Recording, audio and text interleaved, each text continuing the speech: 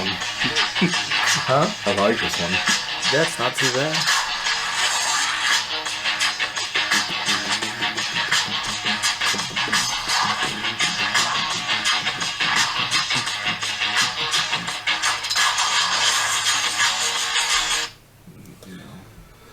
Welcome to another episode of the Fantasy Football Semi-Pros. I'm Brandon. With me again, my fellow semi-pro Ryan. Ryan, how are you today? What up, man? Woke up, got a lot of work done, mowed the grass. It's like, what, November 6th, and I'm mowing the grass in 40-degree weather, man. That stuff just will not stop. It's about going. 50 out still. Yeah, man, but then I did some yard work and hung some lattice, you know, the home improvement, man.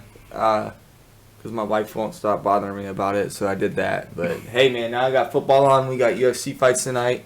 We're talking about my stuff today. No, I'm going to put in my input. Nobody can. Yeah, So, we're going to talk about the 2022 potential draft class. Hey, it's turning out not to be as bad as we initially thought. And that proves itself year in year and year. Obviously, you know, who knew who Joe Burrow was before his, you know, his senior year, 5th year in college football, took LSU on that amazing run. But I mean, hey man, it's turning out to be okay. Well, so we're gonna break down our rankings for each position: quarterback, running back, wide receiver, and tight ends. This class, while it's better than everybody thought it was gonna be, it still doesn't have that generational talent, game-changing player. No, and we haven't seen it yet. I mean, there's some solid guys here that could potentially help your team in the future. But again, we don't know. Everybody thought Reggie Bush was going to be the next greatest thing since sliced bread, and he was probably the worst draft pick ever. He definitely wasn't the worst draft pick ever. Ryan Leaf was probably even worse, but I don't think fantasy football was alive back then. So we're going to start with Ryan's number one quarterback. Speaking of Joe Burrow, this is a guy he's having a similar trajectory to Joe Burrow. Yeah. He's having that kind of breakout. And we'll start with Kenny Pickett from Pittsburgh. Kenny Pickett has, if you look at his stats per game, by game, hey man, against the lesser opponents, he hasn't had to play a whole lot. But when the games are pretty close, I mean, this Pittsburgh's offense can put up points. And a lot of it is because Kenny Pickett has thrown 299 pass attempts, and he's completed 207 of them. I mean, that's just under a 70% completion percentage. So even by NFL standards, a 70% completion percentage is pretty good from a quarterback. Oh, yeah. He's thrown for 2,700 yards, 26 touchdowns, with only 3 interceptions on the season. So he takes care of the ball. He makes pretty good decisions with the ball. He's keeping it safe. He's keeping it out of other teams' hands. And that's a huge thing that you need to look for, especially if you're going to take a first-round pick on a quarterback. I think Kenny Pickett right now is probably your safest quarterback to take right now. And, I mean, he'll help you on the ground, too. He has 64 carries for 185 yards with 3 rushing touchdowns this year. So he's a good athlete overall. He's not Joe Burrow, but he's Joe Burrow-esque, if you want to call it that.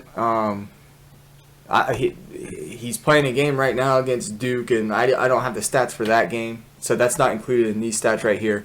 But, I mean, Pittsburgh, I believe, beat Duke pretty easily, single-handedly, just didn't even need to try. But, yeah, Kenny Pickett right now, at this point in the season, if you're a Dynasty team, this is what this is for, is Dynasty fantasy football leagues, Kenny Pickett is probably your safest bet at quarterback next year. So, I actually have Kenny Pickett ranked as my 4th best. Give me a second on that one. No problem. I'm watching the Purdue game over here. I have him ranked as my 4th best. Now, there's definitely room for him to move up on that. And these aren't set in stone. These are kind of just, okay, this is what we've seen so far, so I mean, who knows? He's had that rise, but he is playing against some of the lesser opponents. Well, so the ACC is not a pushover conference anymore. I don't think it's a Big Ten or. I don't think it's as strong as it's been. But it's not an SEC or a Big Ten conference, but hey, man, it's not too bad. Yeah, this year it's pretty down, especially with Clemson with 3 or 4 losses already on the season. Yep. So your second-ranked quarterback, he's someone I don't have on my top 5, but he's probably just out of that top 5 for me, like 6 or 7. Braden Armstrong of Virginia. Look, Braden Armstrong's only a junior, so he could potentially stay another season at Virginia. But right now, man, he's throwing just under 65% completion percentage with almost 3,600 yards. He's at 3,557 yards, and that's before these games today. All right, not sure how he's doing, but 27 touchdowns, 8 interceptions. This dude throws the ball a lot, and this is probably your truest overall athlete at the quarterback position. I would say he might be a Taysom Hill 2.0 because he's better. He can run. He's big. He's physical. Mm-hmm. In high school, this kid played safety and led the team in tackles. So I don't know if that defensive line and linebacking crew weren't very good, but he's a big kid. He loves contact. He has 81 carries, 271 rushing yards on top of his 3,557 passing yards with 7 rushing touchdowns, which that's 34 TDs total. The dude's a solid athlete. Again, he does have 8 interceptions. It's something to keep an eye on. But, I mean, it's a 3-to-1 TD to interception ratio right now, almost 4-to-1. So, I mean, with as much as they throw, 406 passing attempts out there in Virginia, I just think he's ready. He's ready to step in for a team. I think he was more ready than Zach Wilson was. I think he'd be good to go. He's still not my safest bet, just because of the interceptions. But man, he's tall. Mm-hmm. He's big. So he has the size of a Ben Roethlisberger, but the athleticism of a Taysom Hill. So that's why I like. So he's Braden kind of Armstrong more Cam Newton-esque. He's a little bit thicker. Well, that's what I'm saying. Like, Cam Newton was a bigger quarterback, but he could move. Yeah, maybe a Dante Culpepper. Okay. Yeah, I would say that, but maybe Dante Culpepper was a great quarterback for the Vikings all those years. But hey, man, Braden Armstrong's good. If you can't get who I think is the best at Kenny Pickett, Braden Armstrong, man, he'll be serviceable depending on where he goes. And again, all of these QBs depends on where they go. You got to imagine they're going to go to teams that are struggling and might need a QB next year. So, all right. I like Braden Armstrong. So we'll move on to your number 3 and my number 1 ranked, Matt Corral from Ole Miss. Look, this is hard, man. Matt Corral, stud athlete. He runs the RPO probably better than any NFL quarterback does, and he definitely runs it better than any college football quarterback right now. But Matt Corral, hold on, let me get him highlighted on my stat sheet. There he is. I mean, he's only thrown 243 passes this year, 66% completion percentage, 2,186 yards, 15 touchdowns and 2 interceptions. So he is taking care of the ball. And you got to remember, he's played against Alabama. He's played against the SEC. And on only 112 rushing attempts, carries, if you will, he has 524 rushing yards and 9 rushing touchdowns. I don't think he has any fumbles. I can't remember if I saw that. I don't keep track of that as a quarterback here. But Matt Corral, yeah, I mean, I understand your reason for putting him at your number 1. Mm-hmm. His height is a little questionable for me. You're high on guys like Kyler Murray, Drew Brees, who didn't have the height. Yeah, Drew Brees was straight pocket passer, which is nuts. But yeah, Matt Corral, he's a solid athlete. I have him at number 3 just because I think Kenny Pickett and Braden Armstrong are NFL ready. Fair. With the way they run their offenses. Now, one thing I did want to bring up with this, and another guy in this matchup, the Liberty and Ole Miss are playing each other today, and 16 NFL teams are in attendance for this game. Yeah, I mean, so this is basically saying like, hey, these guys are legitimate number 1 NFL draft, number 1. The first round NFL draft. Yeah, if you're not familiar, Liberty's quarterback is Malik Willis, and he's on my list at number 8. So that's a pretty good mention there. Malik Willis, yeah. Matt Corral facing off today. I don't know what the score was of that. Last time I saw it, Ole Miss was up by I think 8 or something. So I just wanted to bring up Malik Willis real quick. I have him actually as my 3rd. I think he's a very good mobile quarterback. He's a little bit more raw. Right. So he may have to sit a year, but I think his talent, it gives you a reason to draft him higher. Yeah, I mean, he's your next, could be your next Lamar Jackson. Sorry, I'm watching Purdue as well. But I just don't know if he is. I don't think he's at the stage in his career yet where Lamar Jackson was coming out of college. And he's going to be coming out of college soon. Yeah, you're right. He's a developmental player. He might be a work in progress. Kind of like a Trey Lance. Yeah, I mean, he'll be all right. All right. Maybe. So we'll go to where he goes. We'll go to your number 4 ranked quarterback, who is also my number 2 ranked. 3rd and 10, David Bell for like 30 yards. Carson Strong. And now I do want to talk about Carson Strong a little bit. Okay. He's the closest comp I can kind of see him to right now is the well, now I can't think of his name. Mac Jones. He's more the pocket passer, game manager. Yep. So he's going to hurt you a little bit in fantasy, but this kid's already making the NFL level throws. Here's my concern with Carson Strong. Even though he's my number 4, you're right. He can run that pro style offense. He's doing it right now at Nevada. He has a great completion percentage at 71%, which is 253 completions of 356 attempts. 71% completion percentage for a total of 2,883 yards with 24 touchdowns and 14 interceptions. That's the concern right there. He's not taking care of the ball. So if you really want to compare him to anybody right now, it would be Zach Wilson. I don't know. I still think he's better than Zach Wilson. The way he's taking care of the ball, the way he's distributing it to the other team. Yeah, he's that's. I mean, it can be fixed. You can teach people. Cool. B. Thompson. Backup tight end. All right, anyway, so we'll go ahead and move on. So Carson Strong, man, he's not going to get you any yards on the ground. He has 28 carries this year for negative 97. So, but he the thing is, my the negative 4. 97 in college, they include sacks in the rushing yards. But yeah, I mean, he's not going to get you yards with his feet. He's not going to get you points with his feet. No, it's all going to be with his arm. Yeah, and I mean, look at what happened with Josh Allen, right? Came in his rookie year, didn't look too great, and they said, look, right now you're a pure thrower. No, he was a pure runner. No, we need you to be a pure passer.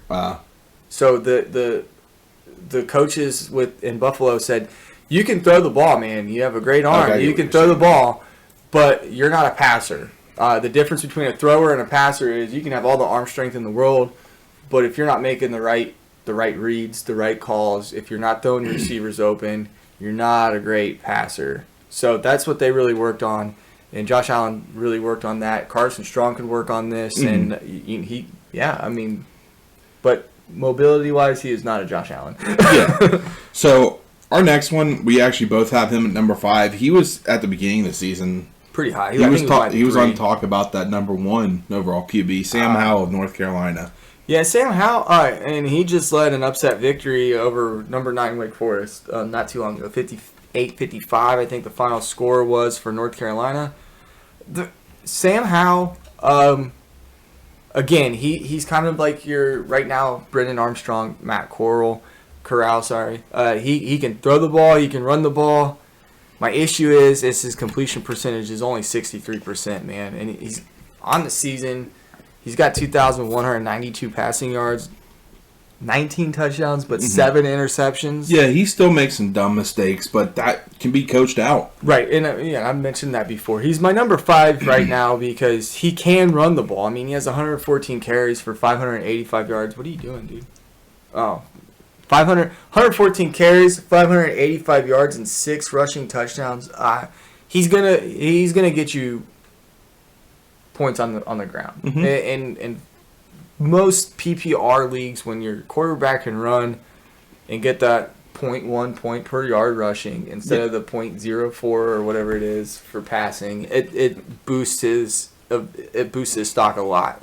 And that's why I have him sitting at number 5. And I mean, that's kind of why everybody took 4 quarterbacks ahead of Mac Jones in the draft this last season. Yeah, right now Mac Jones is doing better than all of them, but that's right now. But the yards or the points off the ground equals more points overall. Right. All right, so that's our top 5 for quarterbacks. Anybody you want to briefly talk about in your next about 5 to 10? Okay, so my 6 through 10, I have Desmond Ritter from Cincinnati. He's not talked about a whole lot at all. He just isn't. But, I mean, the kid has a 64% completion percentage. He takes care of the ball. He has a 4-to-1 touchdown to interception ratio, 18 TDs, 4 interceptions. He's decently mobile. He has 12 rushing touchdowns on the season on 55 carries, right? Yeah. I mean, he runs. He doesn't get a whole lot, but he can get out, make some room for himself. So he's basically number 6 for me. Bailey Zapp is going to Well, real quick, I just want to jump in on Ritter. Sorry. No, I do like Ritter. I think he's going to be more of a day 2, day 3 pick in the NFL. Yeah. He's going to be one of those developments that you could probably grab late 2nd, 3rd round pick in your rookie Yeah, draft. I'm not saying go waste a first-round pick. Or I'm not saying reach and spend a first-round pick on Desmond Ritter, but he's somebody to keep an eye out.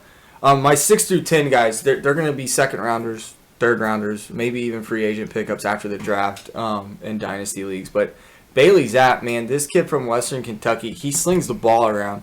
I think he has the most he has the second most passing attempts on the season with 392 passing attempts. And he's completing 71% of his passes for 3,000 yards, 3,400 yards, 33 touchdowns to only 6 interceptions. He's not much of a runner, but this dude can sling it. This dude is what the NFL is looking forward to. If you need another example from Western Kentucky, Mike White, who started last week against the Bengals for the Jets and embarrassed the Bengals. I mean, they love to throw at Western Kentucky. I can move on. We mentioned Malik Willis. Yeah, we're not going to get more in depth on him. No, but Bailey Zapp from Western Kentucky, that's my Cinderella story. For another one I do draft. like is Jake Hayner. Yeah, that kid is tough. He's tough, yeah. He's tough as nails. He does not quit. Mm-mm. He could be another good, like day 2, day 3 pick, possibly early day 4 or day 2, early day 3 pick, but he's going to be another one I think is developmental. Yeah, he's good. He's smart with the football. He doesn't turn it over a whole lot. His touchdown to interception ratio, again, is 4-to-1. So that's good. He's not very mobile, but yeah, I do like this kid. He's got a lot of potential. So he's somebody to keep an eye out. And just to kind of throw the last 3 all in, to kind of keep an eye on at the quarterback position is Sean Clifford from Penn State. He's a game manager.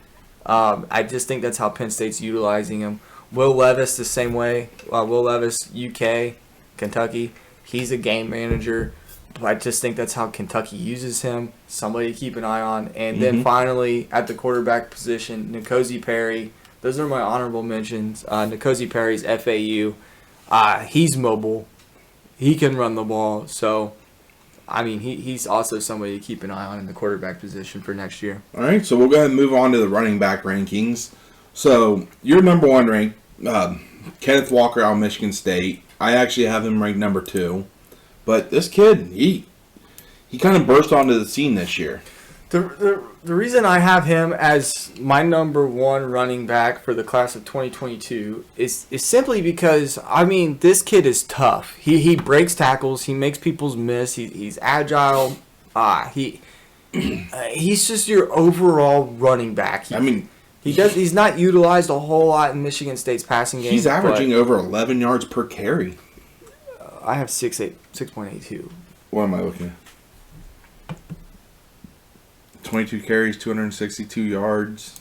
Never mind. I'm looking at game 1, probably. Yeah. So, on the season, he has 175 carries for almost 1,200 yards, which is 6.82 yards per carry, 14 touchdowns. That's not bad. I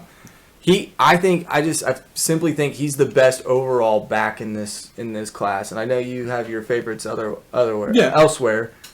Let's hear about your number 1 RB. Because I know I have him in my top 5 for sure. Yeah, my number 1, I have Isaiah Spiller, who's sitting as your number 4. Yep. Isaiah Spiller, his numbers don't show the full picture. Right. And a lot of these things, when you're coming down and you're ranking prospects, when you're going for your draft, do they pass the eye test? Can they move the ball? Can they break tackles? Can they catch? And Isaiah Spiller, he's shown he can do all that. Even though the numbers don't really show it against Alabama, one of the best teams, the best team out there, I think. Yeah. He still was productive, and he was a key part of making sure Texas A&M could get that upset. This kid, he's got some help around him, of course, but I think he's the guy at Texas A&M. Well, just comparing Isaiah Spiller to Kenneth Walker, I haven't seen Walker used in the passing game at Michigan State, so I don't really know if he can catch the ball out of the backfield, if he can run that circle route and catch the ball over the middle. I mean, Walker has 8 receptions on the year so far, but Isaiah Spiller brings a huge PPR value to him because he is your scat back. You know what I mean? I think he's more than a scat back. He's a 3-down back, but he can run between the tackles. But his value is more of I can catch the ball. I can be that scat back guy that you need. I can be that. He can do a little bit of everything. But yeah, he's a good running back, and I'm not going to sell him short on that. But he's my number 4. He's your number 1. Yep. So your number 2, I actually have Breece Hall ranked as number 4. But this is another good running back, and he was one of the ones that were at the top of the list, as well as Isaiah Spiller at the beginning of the year. Yeah, I'm keeping Breece Hall up here. And I'm going to play copycat simply because a lot of experts have him. The people that get to watch football all day and break down film all day, they get to talk about this stuff. I mean, he's averaging 5.5 yards per carry. Again, this is Breece Hall. He's out of Iowa State. He is only a junior, but I would suspect he comes out with this class being as weak as it is. You mentioned he's averaging 5.5 yards per carry, but he's catching the ball. He's got 26 receptions on the year. Yeah, I mean, again, PPR value. That's what we want in fantasy football, unless you have Derrick Henry, who's going to get 30 carries a game and 100 rushing yards, if not 200 rushing yards every game before he's out for the season. But hey, Iowa State's played an impressive schedule this year. Hey, Purdue's home to a field goal. Anyway, Breece Hall's my number 2 simply because he's your all around guy. He's got good size, he's got good feet, and he can catch the ball. Yeah. So the next guy, good field vision.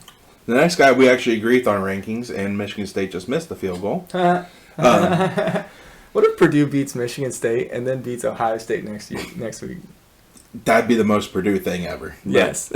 And then they win they go to the Big Ten championship. Back on track to this. The third ranked player that we both actually have Zach Charbonnet ranked as number 3 out of UCLA. I watched this guy, man. He's a big play waiting to happen. I've only seen UCLA play once because I stayed up just so I could watch Zach Charbonnet. And I was so tired. I'm just sitting there falling asleep watching the game because they play out west. All their games are super late. But, man, on 135 carries, he has 867 yards. That's 6.4 yards per carry, 8 touchdowns. And here's the kicker. For as big as he is, he catches the ball out of the backfield. He has 16 receptions for 144 yards. So if you guys don't know, Zach Charbonnet actually started at Michigan. He played quite a bit his freshman year, sat a lot last year. And Harbaugh's weird like that. He just kind of moves on from players. Yeah. And Zach Charbonnet transfers to UCLA, and takes over. Like I said, he's a big play waiting to happen. Yeah, you're right. I mean, other than that, like he's at the lower end of the list that we have for carries. So he's kind of that big play guy, but he doesn't necessarily need all those touches to be productive and to be needed. I mean, he's still needed. He's always going to be needed. He takes advantage of the opportunities he gets, and that's what I like about him. He's a big physical guy. He's very stout, big strong legs, and that's what you're looking for, man. Just think, Alvin Kamara. Yeah. So that's who I would compare him to. We already talked about your number 4 ranked player, Isaiah Spiller. But your number 5 actually kind of surprised me. You didn't have the guy I have ranked at 5. But for your number 5, you have Tyler Algiere from BYU. Algiere, dude. I watched the BYU UCLA game. That's exactly what game I was watching. Algiere is a thumper. This guy, he's the Ron Dane. That's the name I was thinking of from Wisconsin that played for the Giants. He's the next Ron Dane. But he can catch the ball too. All of these guys are up here. And here's my thing with Tyler Algiere. He's at BYU. He's only a sophomore. If he's a sophomore, is he a redshirt sophomore? Yes, he can come out this year. So, but, I mean, just under 200 carries, 1,100 yards, averages 5.78 yards per carry. 16 touchdowns, guys. 16 touchdowns on the season. add on another 20 receptions for 104 yards, and you got yourself the all-around back. He does have 2 fumbles this year, but you're gonna overlook that because he's so much volume. I mean, 1 fumble every 100 touches. It's not too bad. You want to get that out of the game altogether, but let's be realistic here. Tyler Algier is a bruiser.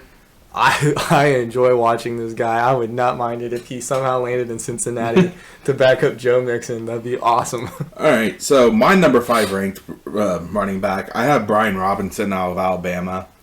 This kid, he's really only getting his shot because of an injury, but he's making the most of it. He's out there. He's taking over games at times. Well, here's the thing with Brian Robinson. You know, obviously I watch Bama a lot. I love Bama for some reason because Purdue's always been so bad and disappointing. I had to bandwagon somebody, and Alabama it was. I've seen Brian Robinson play here or there a little bit over the years. He's a 5th-year senior at Alabama. Has 142 carries for 706 yards. He's averaging just under 5 yards per carry, but he has 11 touchdowns. He's reliable in the passing game with 17 receptions and 2 receiving touchdowns. He does have 2 fumbles, and that's why I don't have him at number 5. I actually have him at number 7. But yeah, I think this guy, he might be the dark shadow that nobody's really thinking about. Yeah, I would take him late first, if not early second. And I will say, it can be harder to judge Bama running backs just because their offensive line can be just so dominant at times. I just the way Robinson handles the ball and sees the field, the way he makes his cuts, his toughness. I feel like Brian Robinson, if you want to compare him to somebody in the league right now, it's Jonathan Taylor. Okay. That would be but he's my number 7, even though I love him to death. Yep. Man. So anybody else out of like your next 5 or 6 that you want to kind of highlight? I think it's just Kyron Williams from Notre Dame. Notre Dame's kind of dropped off the face of the earth since losing to Cincinnati. He's only a sophomore out at Notre Dame, but he's just under 5 yards per carry. He does have 7 touchdowns and 3 receiving touchdowns on 27 receptions. So the dude can ball. Keep an eye on him. See if he comes out. Mateo Durant, though, this dude, he's kind of like your Tyler Algier. He's a stocky dude. He's big, strong, and fast, and he catches the ball. I don't know what happened. I guess people just saw the shift in the NFL where running backs were all of a sudden needed to catch the ball, and all of these big dudes just can catch the ball. I really like Mateo Durant out of Duke. He's my number 8. Tyler Beatty out of Missouri. Can't go into too much depth because we want to keep this relatively reasonable length. Mm-hmm. But, I mean, he's averaging 5.79 yards per carry, 12 touchdowns, 43 receptions. Again, somebody to keep an eye on. I think you can get him late. I don't think he's going to go in the first round in most dynasty drafts, but keep an eye on him. The 3 honorable mentions I have, Chesmar from Wisconsin. You have to put him in your list just because of where Wisconsin is. He's a junior, so he has 1 more year of eligibility. He did. I can't remember where he transferred from, but he's now at Wisconsin. It might have been North. No, I think it was Georgia Tech. Anyway, it doesn't matter. Chesmar, Wisconsin. He's a baller. I just don't think he's being utilized very much because they have another junior in the backfield there too. Greg Bell from San Diego State. Just because I like his numbers. I mean, he's averaging 5 yards per carry, 7 touchdowns. He's not going to be reliable. I think he's going to be a touchdown vulture in the goal line in the NFL. And then finally, Zamir White out of Georgia. I mean, just... Zamir White's a guy to keep an eye on. He's been talked about as going higher. And I think he was a guy that they talked about could come out last year, but didn't. He's only a junior, though. Okay, he might be a redshirt. Yeah, possibly. So, yeah. But he's one, like, I think the comp I've heard about him was kind of like Nick Chubb. He's a bruiser, but he's also had some ACL injuries, just like Nick Chubb. And he just could be that late guy that kind of just gets the ball and becomes a workhorse. on the ground. I mean, he's a good running back. I don't know where he's going to go. I haven't watched a whole lot of him, just a little bit here and there, but we will see. All right, so we'll move on to wide receiver rankings. You're number 1. I had this guy at number 2, and it's mostly just because of an injury. Drake London from USC. I think he broke his ankle or I'm not sure what happened fractured to it him last week. But I mean, on my list, there's only 2 guys. He has, before he even got hurt, 89 receptions, 1,086 yards, 7 touchdowns. He's not used in the rushing game at all. You don't care about that from a wide receiver, really. I mean, this guy, he's been USC's offense. Yeah, I mean, my number two guy. Well, we'll still talk about Drake London. Doesn't even have half as many receptions as Drake London does. I mean, the guy just gets targets. He's got great size, great size. The comps I kind of heard for this guy, Brandon Marshall, and if you want a little more recent, Mike Evans. Like, this guy, he can get separation, but he doesn't need to get that ball. His reach, his wingspan is huge. Yeah, and his hands are so... He doesn't drop anything from what I've seen. I mean, I'm sure I just haven't seen the games where he's had a drop. But I think he's going to be fine with his ankle, hopefully. I mean, he's young. Yeah, and then, like I said, I have him at number 2. But overall, I mean, you can definitely make an argument, and I wouldn't be against it for him being number 1. Yeah, I do think that the ankle injury is something to keep an eye on. But I still think he's going to be the first wide receiver drafted in this draft, in the NFL draft. Yep. And if that happens, depending on where he goes, I think you got to take him in the first round. Yeah. So you're number 2.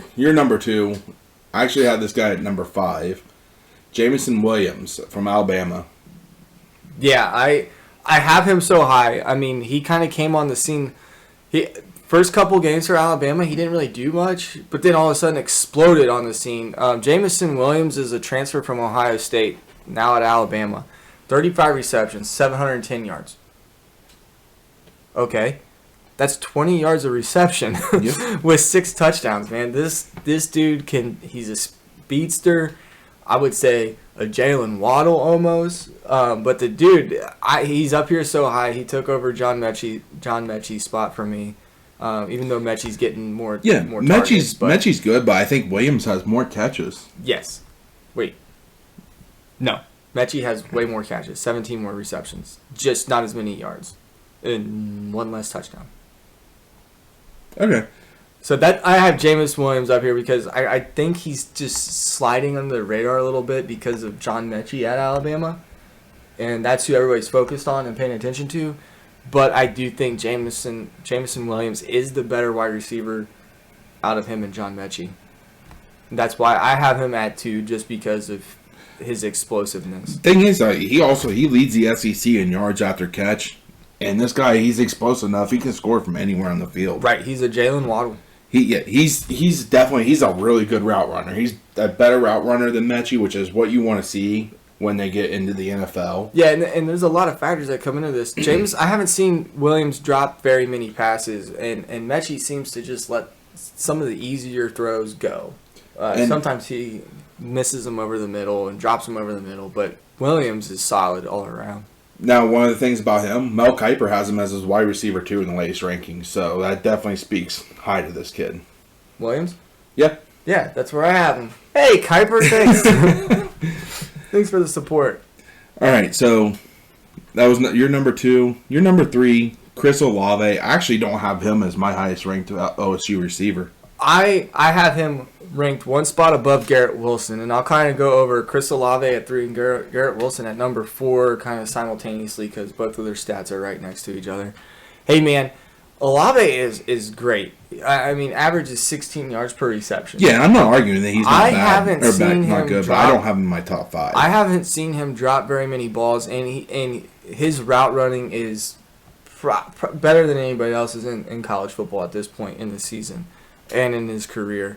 I mean, 9 touchdowns on 35 receptions. The guy gets it done. He can take it the distance. He can catch the short passes. He's going to be more valuable, I think, in the slot in the NFL. So he'd be a great wide receiver 3, and if that's what you need, that's who you need to get. I will say, and you'll see it a lot more during the offseason, there'll be talk about it, because there's the same kind of talk about Devonta Smith, and it's because he decided to come back for another year instead of declaring last year. People love to see that young breakout age, the analytics guys. I don't go that far in the analytics. Now, I'll take some of it into consideration, but this is why he's not going to be as high on people's draft boards. I still like him. He's going to be like my 6th or 7th wide receiver, but I don't think he's in my top 5. And honestly, we talked about your next one, number 4, Garrett Wilson. Garrett Wilson I actually have as my number 3. Here's the thing, man. Ohio State's quarterback play is... It's gotten a lot better. C.J. Stroud is actually starting to look good. He looked terrible today against Nebraska. I don't want to hear any excuses for him. So yes. These stats are based off of basically 5 good games from C.J. Stroud, maybe 4, maybe 5, okay? But I still think, Garrett Wilson, a great competitor, great route runner as well. 6 touchdowns on the season on 43 receptions. These guys, you could take them either way, 3 or 4. Swap them. They're mixed images of each other. I mean, one of the comps I'm seeing to Garrett Wilson is Keenan Allen. This guy can play out the slot. He can play on the perimeter. Yep. And he doesn't necessarily have like the best metrics for size, but he plays bigger than his size. Here's my thing for Chris Olave. Brandon Cooks, small, fast, can catch, great route runner. So. But Garrett Wilson, Chris Olave, to me, you can put either one at 3, you can put either one at 4, but I think that's where they both belong, especially in fantasy football drafts. Can't find the comp to him anymore. It's okay. So that was your number 3 and 4. Your number 5, he's my number 1, Treylon Burks. This kid out of is Arkansas. good. Yeah. I mean, 42 receptions, 700 yards. Averaging 17 yards per carry, 7 touchdowns. He's used and utilized in the rushing game just a little bit. 6 carries, 71 yards, and a touchdown. But this guy can go up and get it. He's got good size. He's a good size, but he has speed that you don't see from guys his size. Right. Yeah, he's pretty tall. I think he was, 6'4"? 6'3", 225. Yeah, 6'3", 225. Okay, so...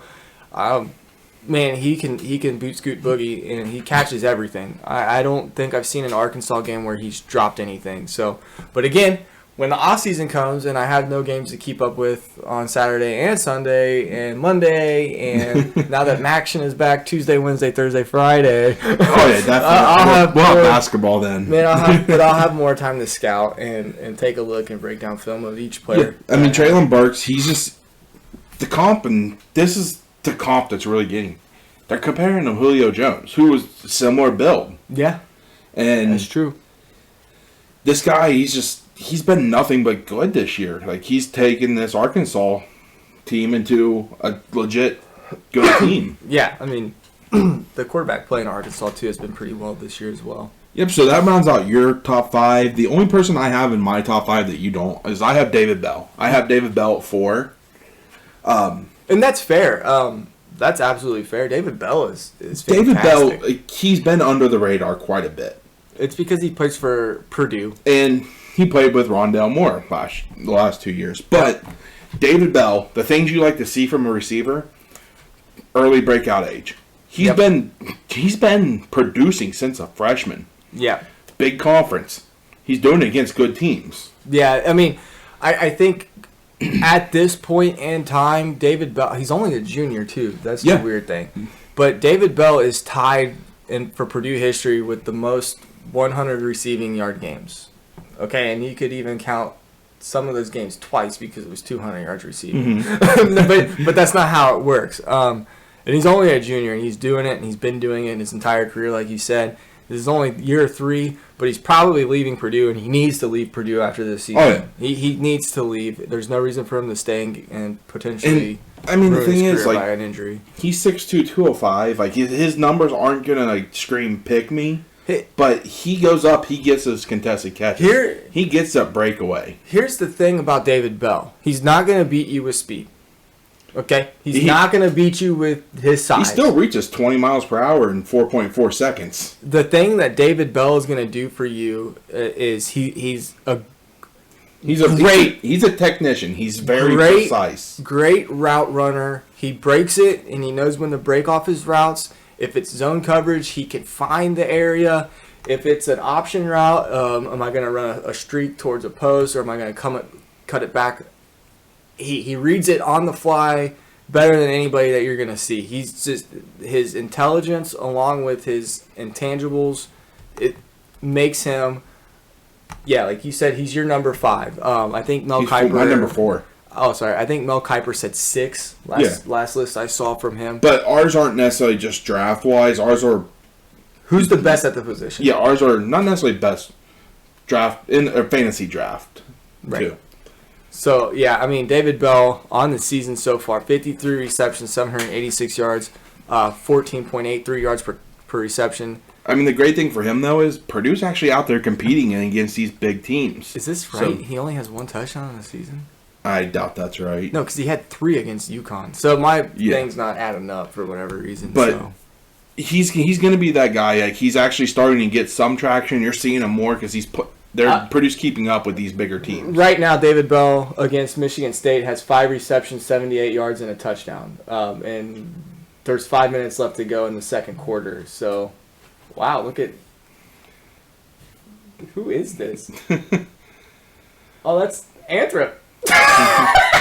Purdue just ran a wide receiver reverse flea flicker. No, it was a wide receiver reverse throw back to the screen. Yeah, no, it was a wide receiver reverse flea flicker. So the quarterback threw back to a screen. Yeah, it was a crazy play. But so from there, anybody else in your top 10 or so that you want to kind of just bring up real quick? Yo, these guys are good. This wide receiver class is actually pretty solid. Yeah. Jahan Dotson out of Penn State. I mean, this dude's killing it. He's really good. Like, he kind of came out of nowhere earlier on. He's gonna be a great slot receiver in the NFL. I think so. I hope so. But Jahan Dotson, his speed is amazing. Jahan Dotson out of Penn State. Yes, Penn State. Sorry. Thing is, I mean, he's 5'11", but we're starting to see more of those shorter guys producing. Brandon Cooks. Yep, in his comp, it's kind of like an Emmanuel Sanders. Yeah, he's fast, man. He's so fast. Yep. And he can catch everything. Right, and we mentioned Mechie. John Mechie from Alabama. He's still, to me, a fantasy football dynasty second-round pick, if not a late first. Samori Tor, I think that's how you say his name, out of Nebraska. Hey, man, this guy's got 29 receptions, only 568 yards, but that's a 20-yard average per reception, 3 touchdowns. He's fast. This guy, he's reliable. He catches almost everything. Romeo Doubs, it's spelled Doubs, Doubs, but every time I see a Nevada game, because he plays for Nevada, they say Romeo Doubs. Out of Nevada, he's pretty reliable. He's had one single game where he's had 19 receptions and 200-something yards and 3 touchdowns. Realistically, Dobbs, he could be a day 2 pick. He's probably going to be one of those guys that still has to earn it. He has to finish the season off well. Yeah. Have a strong showing at the Senior Bowl. I mean, he is a senior. Yeah, this can't be right. But, yeah, his kind of comp is Alshon Jeffrey. My wife didn't do this spreadsheet right. There's no way these touchdowns are right. All right, so we'll go ahead and move on to tight ends. Another wide receiver to look at is Jarrett Stearns out of Western Kentucky. This dude's got great size, great speed. Amazing hands, but yeah, he's going to have to earn it. He's probably not a day 1 dude. You do like your health hoppers. He has 93 receptions and almost 1,200 receiving yards before today, with 11 touchdowns. I mean, this guy's good. And he's obviously, if he has 93 receptions at this point, Drake London only has 89. He on my entire 20 wide receiver group list, he's the most receptions on the year, so he's definitely somebody to keep an eye on. All right, so we'll go ahead and move on to the tight ends. So the first one on both of our lists, Isaiah Likely out of Coastal Carolina. Yeah, man, he's got 34 receptions, so he's getting a lot of receptions and looks for a tight end, right? 609 yards, which is about an 18 yards per reception average. And he has 8 touchdowns. He's big.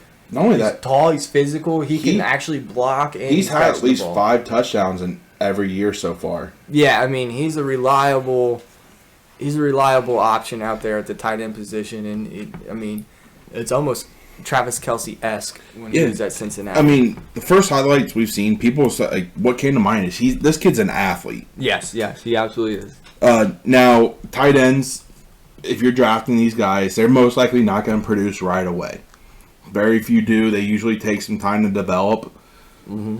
So they might drop in the draft a little bit based off of that, but this guy, he could be one of those exceptions, because I don't think he's going to be more stay in and block. He might be a Mike Gesicki, Kyle Pitts, where he's going to be lining up outside. Right.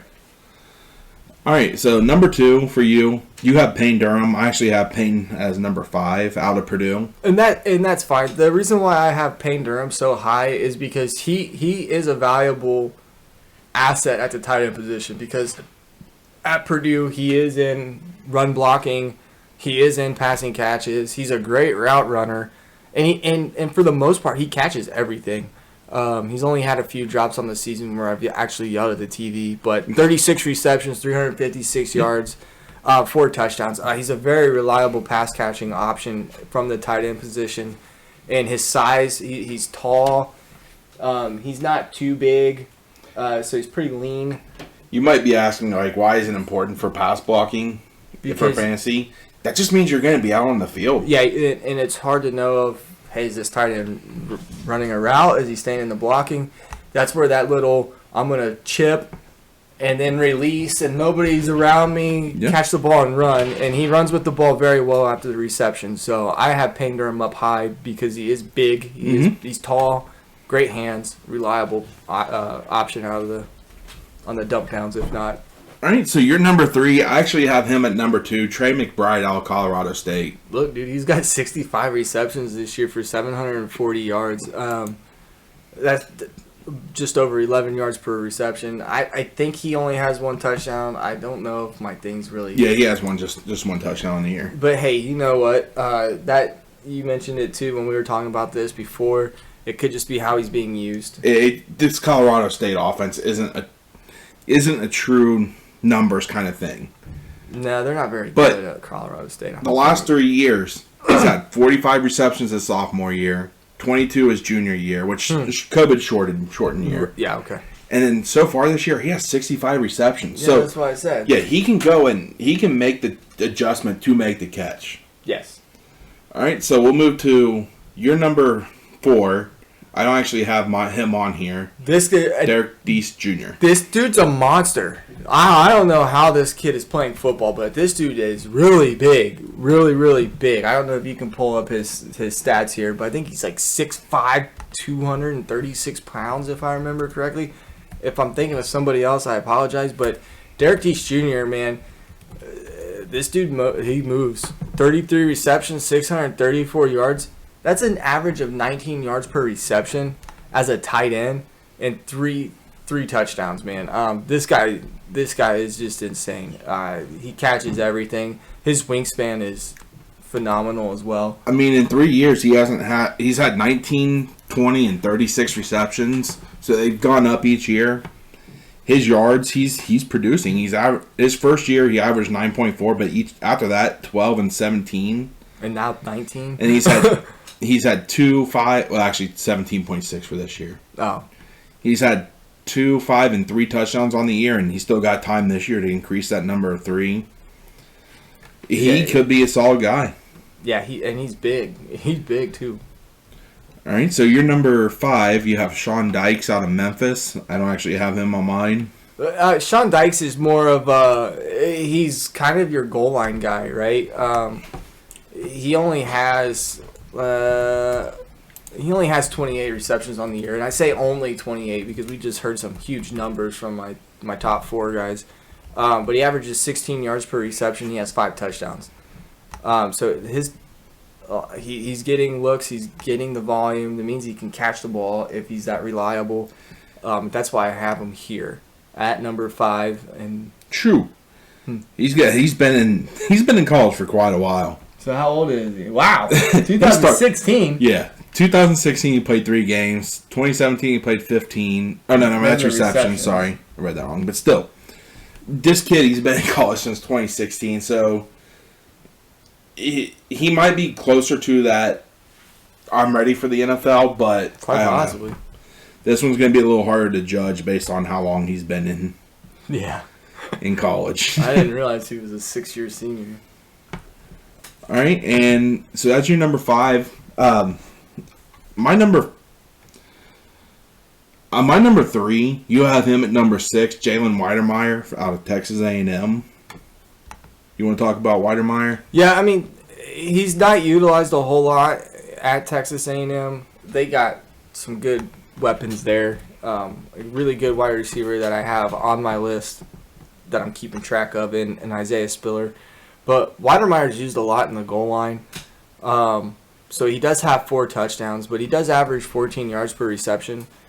Doesn't have a whole lot of receptions, 25 catches for 353 yards. I will say, like, he is a big physical player, but he has some speed, so he definitely can be that matchup nightmare for linebackers. Oh, yeah, certainly. And you could make an argument for Weidermeyer as being the number 1 overall tight end.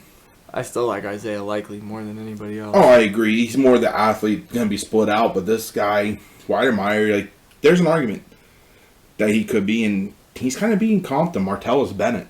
I don't even know who Martellus Bennett is. He was a tight end a few years back that was really good. Okay.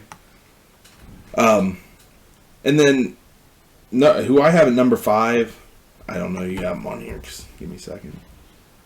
Yeah, Jahil Billingsley out of Alabama.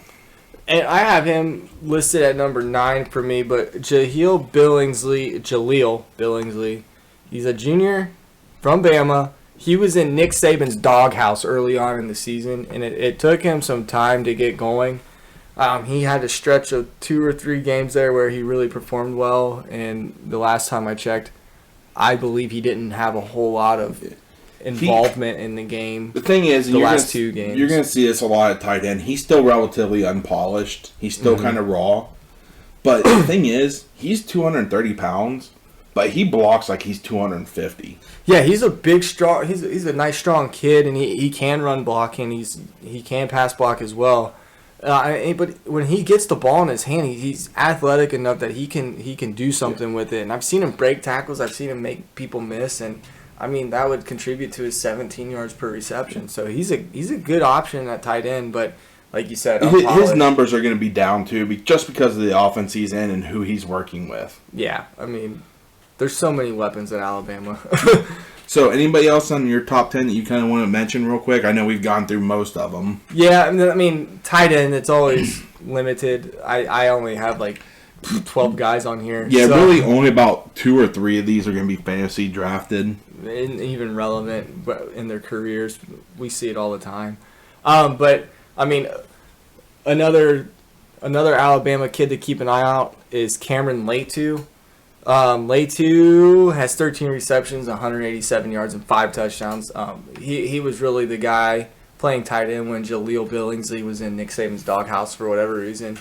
And now they're kind of split in time. But I like his athleticism and everything, what he brings to the table. Again, they're going to block. They're going to do their job coming from Alabama. One guy I want to throw in here, and this is just because it's part of where he comes from, is he plays for Iowa, Sam Laporta. They become known as tight end U lately. Yeah. They produce tight ends, and those tight ends produce in pros. And over his last 16 games, he's had 58 receptions and 600 yards with 3 touchdowns. So he's another guy just to kind of keep an eye on. Okay. I didn't have him anywhere. Tyreek James, did you mention him? I am not. Tyreek James is out of Tulane. He's only a junior. Great yards per reception. 3 touchdowns so far this year. Another guy to keep an eye out for is Jeremy Ruckert at Ohio State. He should be higher, but the QB play at Ohio State for a long time was pretty suspect and questionable. So I think he'll have a shot in the NFL, but he seems to be more valuable as a blocker than a receiver. All right. Well, that's all we've got for our Dynasty Saturday. We appreciate you guys taking the time to watch this. Hope you've kind of picked up on some ideas on how you want to start looking forward to the next draft class and see if you're building, if you wanted to start going towards getting some picks. Yeah, and we decided to do this because it's still early enough in the season where you can start making the trades. You can start figuring out. You might look at your team, and if you're sitting at 3-6 or whatever it is now, and you're like, man, there's no way I'm making the playoffs this year. It's not worth it to even try. This is where you can start trying to sell some guys for first-round picks, and we're trying to help you out with who we think you should keep an eye on and really focus on, and pay attention to where they go in the actual NFL draft, so you can tailor your draft towards that. All right. Well, once again, we appreciate you guys taking time to watch our videos, to hang out with us. Please like us on Facebook, Twitter.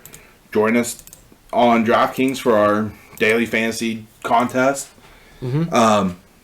Subscribe and like our video on YouTube. Listen to us on Anchor, Google Podcasts, Spotify, wherever you like to listen to other than Apple Podcasts.